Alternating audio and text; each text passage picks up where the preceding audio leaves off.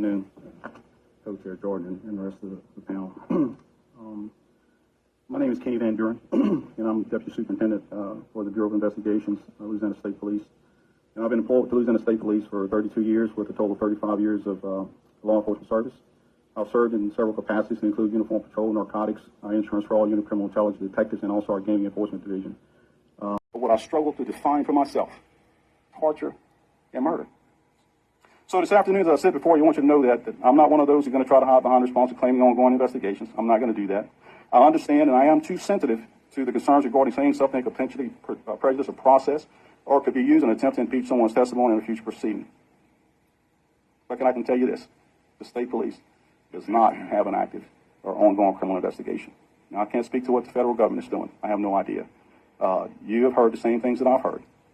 So I can't speak to those issues. Guys, today's testimony provided a better picture behind the things that led up to the death of Ronald Greene. But committee members say this is only the beginning.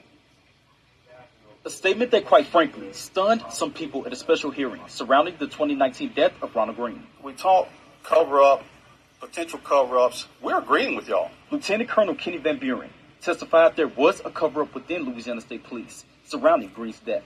There's so much out there that we don't know about, and I'm just being honest with you.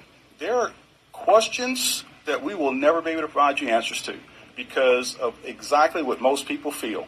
There was a cover-up, and there was I'm going to put it this way, a push to distort that which was. I can assure you this, we are going to investigate. I can assure you that there will be a report, and that report will be objective. I have resources that will come from other areas of the state to participate in this investigation and lead this investigation. And they're well versed as well as very experienced in conducting these types of investigations.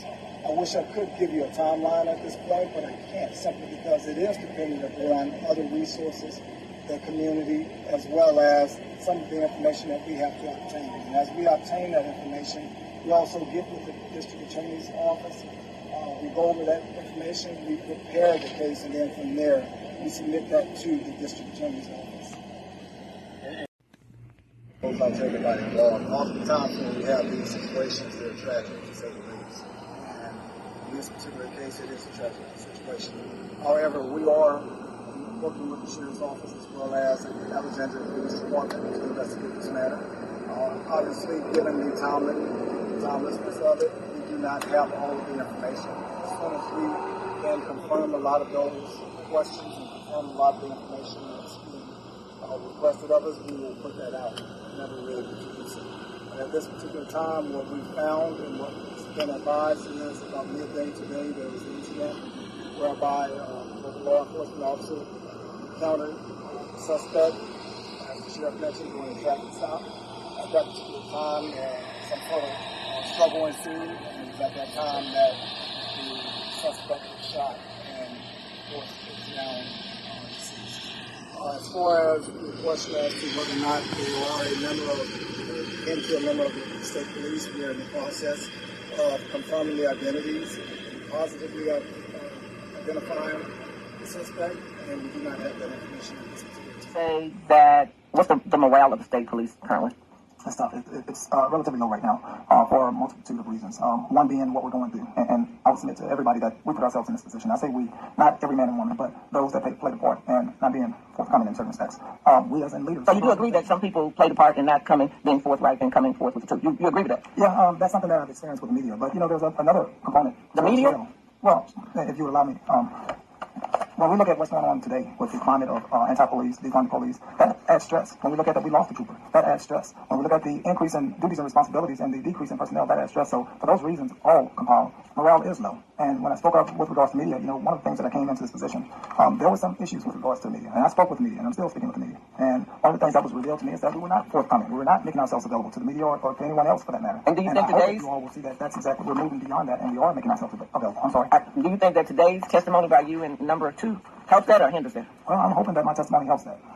Well, I can't agree with you that it does. I think it really clouds it more, the fact that we can't get any answers to why the phone was sanitized, the fact that you gave him the order on the day that we were here, the fact that you didn't see it the way Belton saw it, that someone should have been prosecuted. And if you were, the other question that I have, I know in other states where there's ongoing investigation, if you were to feel that any of the troopers should be not only should be removed, because of this investigation, why wouldn't you move towards that without waiting on the other investigation to be complete? Well, I hear a lot of it's been investigated by someone else and we like to wait. But in other states, in Minnesota they did it. And, in other states they've moved forward with removing bad apples. Because, overall I believe the department is good. But there are a few bad apples. And I think the sooner we take them out, the better we are. Maybe we get some answers on this Ronald Greene's death. I think you've seen, when I came into office, I did just that, and I'll continue to do just that. I've arrested troopers. I've removed troopers and personnel from our agency. Let's stick to Ronald Greene, though. I don't want to, I'm about to run out of time. Who have you arrested or removed since on this Ronald Greene's case? I have not. That investigation. That's my question. And I appreciate your question now. But as I understand it, that investigation was already conducted, was already presented to the DA, who now has it, as well as being investigated by the federal authorities. I don't want to cut you off, but what you're implying is the investigation was over. So since you're the superintendent, if you see it differently, if you have another set of eyes, you can look at that material and actually move forward with your own discipline, couldn't you? I can. The DA can as well. I'm not talking to the DA, though. I'd ask him if he was sitting here. I'm talking to you.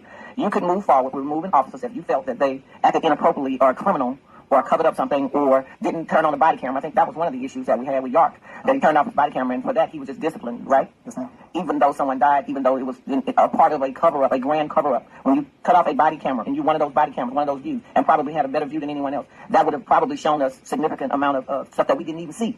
Now, but for the fact that this video was leaked, we wouldn't even be having this conversation because all of the citizens and poor Miss Green would believe that her son died in the crash. But for the fact that it was leaked, because y'all didn't show it to us. Y'all didn't show it to the public, did you? Actually, I did authorize the release of that video once it was leaked. Once it was leaked, sir. I mean, that's after the fact. That's like me telling my kids, I'm going to whip you after I done caught you doing something wrong. Well, one of the tough parts of this particular job being in law enforcement, when we make an arrest and we go and we put forth a case to the district attorney or whether it be to the U.S. attorney, oftentimes there are policies, there are rules that govern how we interact or how we manage that case beyond that point. And if we do so recklessly or we do so inaccurately, then that could impact the integrity of that investigation. I get it, but the integrity of the entire state police is under microscope right now. The whistleblower fired for telling Chris Nakamoto about all the problems is demanding his job back. Chris in the investigative unit with the new details tonight. Sylvia, Michael, Trooper Carl Cavalier's termination letter cites his interview with us all over it. Cavalier in trouble for speaking the truth. And as we've seen recently, the truth hasn't been easy to find when it comes to state police.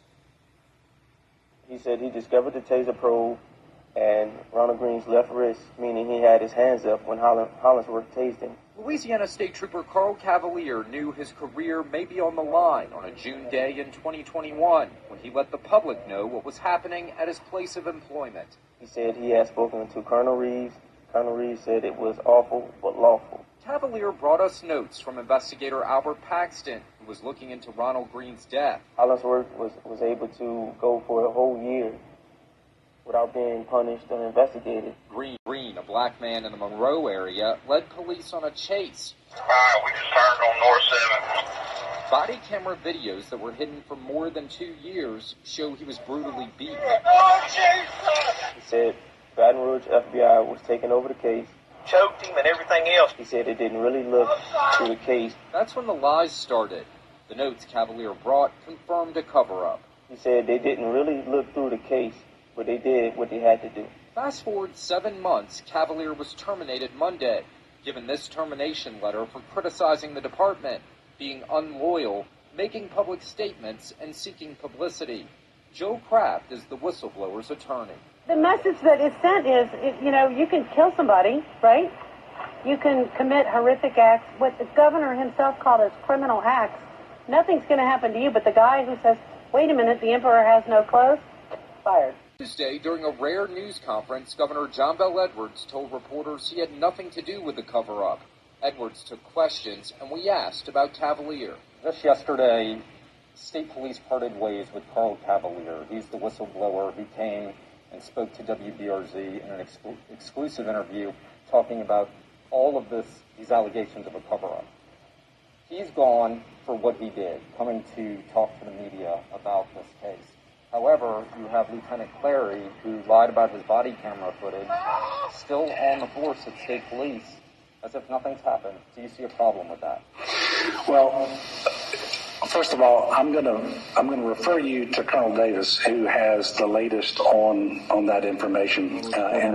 Trooper Carl Cavalier, according to the story, Trooper Cavalier suggested that LSP personnel involved in the Ronald Greene investigation be arrested, including and up to former Colonel Kevin Reeves.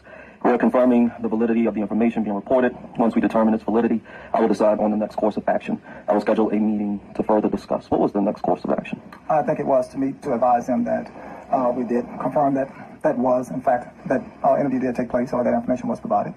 And from there, I think we issued a letter to then Trooper Cavalier to cease, according to policy, that you're to be authorized to provide public media commentary, and you were not. So as such, basically cease and desist. Okay. And what ultimately happened to Trooper Cavalier? Was he disciplined or? Yes, for that he was disciplined. Initially, he was again warned. I made a conscious decision because not everybody's familiar with all of our policies. So I made a decision to say, hey, warn him, let him know. And then from there, he continued to violate policy. As such, we again imposed more severe discipline to try and dissuade that behavior. And from there, again, that behavior continued, and as such, along with some other policy violations, led to his dismissal. Okay. On the road, who are frustrated as I am at this fact, because it's obvious. The easy thing for me to do is come in and fire people based upon circumstantial information. And when I do that, and when they get their jobs back, we're wasting taxpayers' money, we're also lowering their morale, and we're also impacting the efficiency. Colonel, an audio recording is not circumstantial evidence. I cannot let you equivocate on things that are not the truth. An audio recording and then a typed report of transcript, that is not circumstantial. That is an established fact. But we also have other facts from other investigators that were on scene, and we have to take that into account.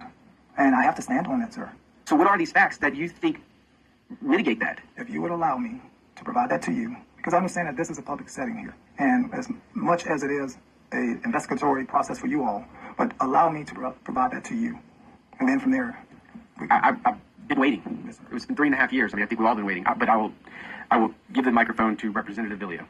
And so you're telling me the processes work? I can't accept that, because your processes are not working under those two conclusions. It's 3 years down the road, and I'd love to hear your response to that. As I mentioned before, and you know what, I've conducted investigations, and when you have a lack of physical evidence in certain respects, in certain types of crimes or certain types of investigations, then you have to defer to those that were involved, and you have to look and listen to their testimony, and then you have to make sure that their testimonies, whether they be reasonable or not, whether or not you can provide a conclusion based upon those testimonies, as they have said. And when we conducted this investigation with regards to Lieutenant Clary's video and the submission of his video, I thought the statement he made, which is an audio recording, Colonel. I understand that, sir. And at the same time, we also spoke to other people that was involved in the investigative process, and those were all of the facts that we used and all of the evidence that we used to come and draw that conclusion. And while I understand you don't have access to that, and you may or may not, but I will. But what else? I want to know, what else is there possible that when somebody's asked to describe an incident and they don't tell you everything and they leave out all the bad stuff? If I ask my kid, did you steal the ball? And then tell me what happened in the bedroom, and I know they stole the ball, and they tell me everything that happened in the bedroom except for the stealing of the ball, it's pretty clear that they've been not telling me the truth. I don't need 85 other versions of this story to come out for me to know that somebody was not upfront and honest with me from the get-go. Second of all, he's